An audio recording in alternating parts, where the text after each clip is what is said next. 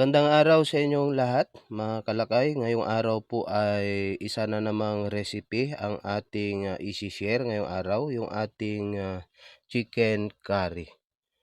Yan, ito po ay na-adapt natin na pagkain sa mga kapatid nating mga Indiano. Okay, ito po yung ating mga ingredients, mga kalakay. Meron po tayong manok dito at meron tayong gata ng nyog. At meron din po tayo ditong carrot saka patatas. Okay? At syempre, hindi mawawala yung ating curry powder, yung ating bell pepper, pamintang durog, laurel, yung ating bawang, sibuyas, saka yung ating pangtimpla mamaya na asin. Okay, ready na tayo sa ating pagluluto, mga kalakay. At mag-iinit lang po tayo ng pan dito, mga kalakay, at syempre lalagyan natin ng mantika sa ating paggigisa. Yan, bali igigisa natin yung ating bawang. Tapos isusunod natin yung ating sibuyas. Yan, bali haluin lang po natin yung ating bawang saka sibuyas. Pagkaluto na yung ating bawang at saka sibuyas, ilalagay na natin yung ating manok. Yan. Bali, igigisa din natin yung ating manok at ilalagay na natin dito yung ating laurel, pamintang durog. Ayan, at haluin lang natin, mga kalakay. Isama na natin sa ating paggisa yung ating laurel sa paminta. Yan. At isasabay na nga rin natin dito yung ating curry powder, mga kalakay, para manuot yung curry powder sa ating ginigisang karne ng manok, mga kalakay. Yan. Bali, isama na natin yung curry powder dito sa ating paggisa sa ating manok. Yan, para sadyang manuot yung curry powder sa ating manok. Yan, bali ilalagay natin dito yung pangalawang piga ng nyog.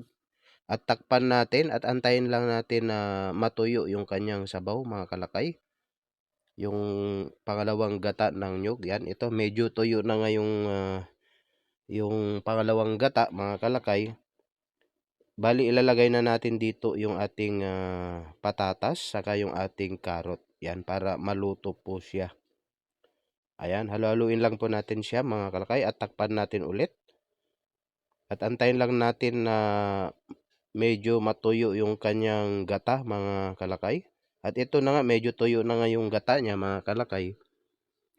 At bali, haluin lang po natin ito. Yan, masarap po itong recipe nating chicken curry, mga kalakay. Yan. Bali, ito po ay Filipino style po na pagluluto ng chicken curry. At ito na nga, mga kalakay, tuyo na nga po yung gata na nilagay natin kanina, yung pangalawang gata ng nyog, pangalawang piga ng nyog. Yan, medyo tuyo na siya. Okay? At pag medyo tuyo na, mga kalakay, ilagay na natin yung unang piga ng nyog. Ayan.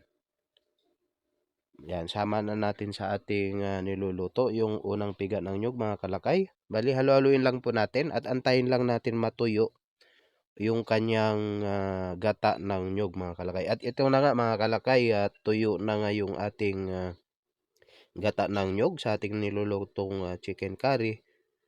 At malapot-lapot na yung kanyang sarsa. So, ilalagay na natin dito yung ating bell pepper.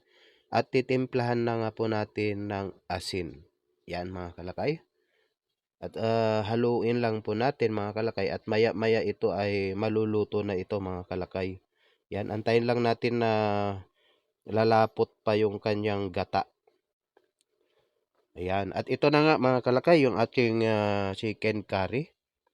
Yung ating recipe ngayong araw, mga kalakay. At luto na nga po yung ating chicken curry. Ayan, bali haluin lang po natin. At yung kanyang gata ay sadyang malapot na. Yan, tuyo na. Okay? At ilalagay na nga natin dito sa ating mangkok, mga kalakay. Yan. Para sa ating preparation na naman sa ating pananghalian. Yan. Try nyo tong recipe natin, mga kalakay, ngayong araw. Sa inyong mga tahanan. At talagang masarap po ito. Yan. Okay, bali ilagay lang natin sa ating mangkok, mga kalakay. yung ating nilutong chicken curry. Wow, sarsa pa lang nito mga kalakay, talagang mabubusog tayo. Yan, sarsa pa lang, ulam na. At ito na nga po yung ating finish na niluto. Mga kalakay, yung ating recipe ngayong araw, yung ating chicken curry recipe. Okay? Maraming salamat mga kalakay and God bless.